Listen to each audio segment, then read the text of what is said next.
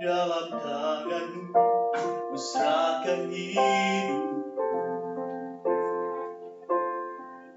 ku taruh penuh harapku padamu. Kemenanganku hanya ada di dalam janji-Mu. Engkaulah Tuhan pemilik hidupku. Dalam tangan-Mu ku serahkan hidup,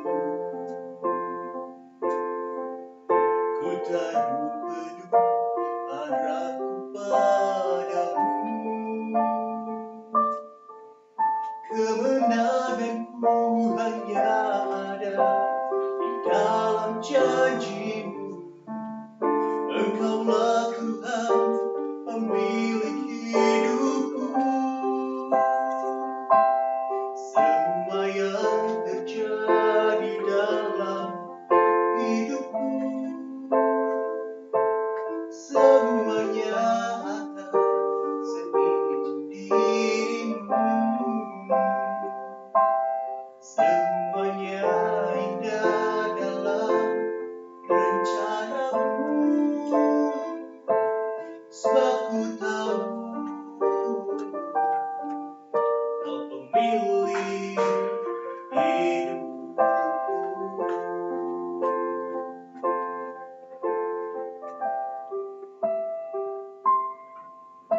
Dalam tangan-Mu ku serahkan hidup, ku taruh penuh harapku padamu. Kemenanganku hanya ada di dalam janji-Mu. Engkaulah Tuhan pemilik hidupku.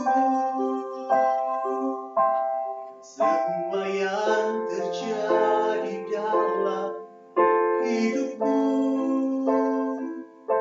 semuanya atas seizin diri-Mu. Semuanya indah dalam rencana-Mu, sebab ku tahu Kau pemilik hidupku. Kau pemilik, Kau pemilik hidupku. Kau pemilik hidupku.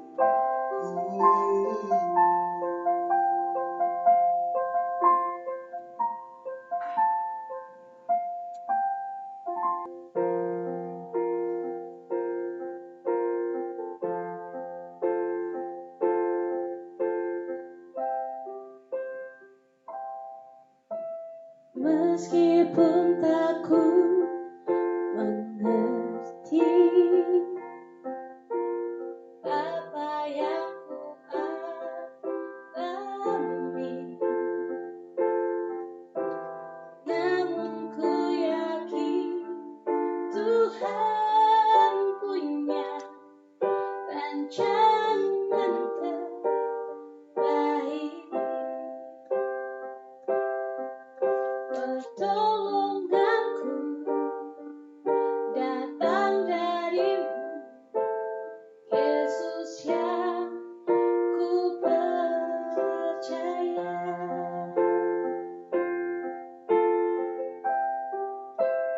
Yang tak mungkin bagiku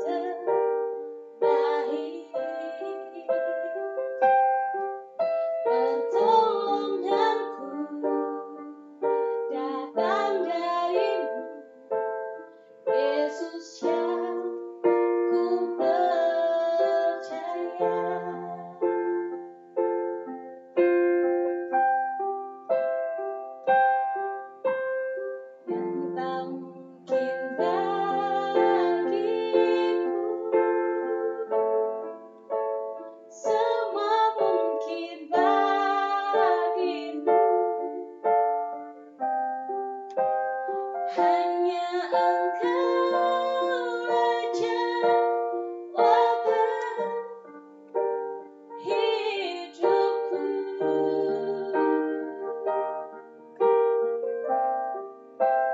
yang tak pernah ku lihat, yang tak pernah ku pikirkan,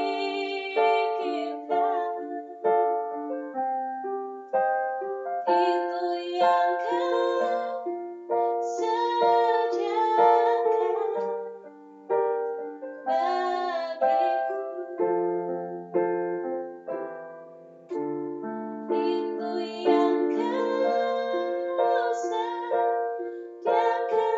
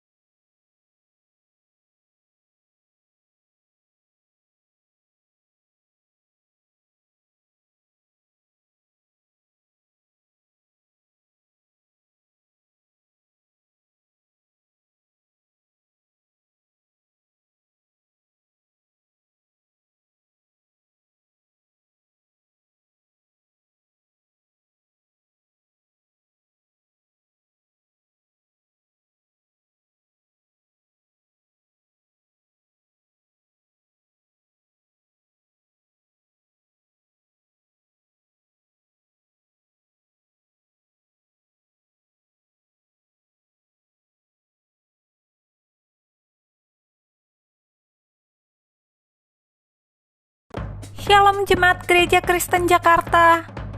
Gereja memberikan layanan ibadah online bagi jemaat. Lalu apa saja ya yang harus dipersiapkan? Pilihlah jam ibadahmu dan ikuti tepat waktu. Jangan sampai terlambat ya. Berpakaian rapi dan sopan, seperti kondisi jemaat akan pergi ke gereja. Siapkan Alkitab dan alat tulismu ya. Duduklah dengan posisi yang baik agar tetap fokus. Hindari untuk berbaring ataupun sambil melakukan kegiatan lain di rumah. Berdoalah secara pribadi untuk mempersiapkan hati kita mengikuti ibadah ya. Berpartisipasilah aktif dalam beribadah, seperti ajakan untuk berdiri atau duduk, menyanyikan pujian, dan mendengarkan firman Tuhan dengan tetap fokus. Persembahan dapat jemaat berikan melalui transfer ke rekening gereja lokal masing-masing ya. Ikutilah ibadah online sampai selesai. Mohon bimbingan orang tua untuk dapat mengajak anak merenungkan firman melalui ibadah online sekolah minggu.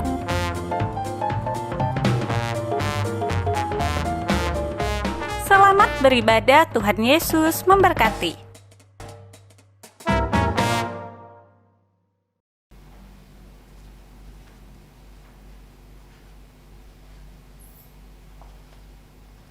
Shalom saudara terkasih di dalam Tuhan. Shalom. Hari ini bersama-sama kita kembali mau beribadah, kita mau masuk dalam hadirat Tuhan. Mari kita semua, kita persiapkan hati kita. Kita persiapkan seluruh keberadaan kita untuk masuk dalam hadirat Tuhan. Mari bersama-sama kita bersaat teduh.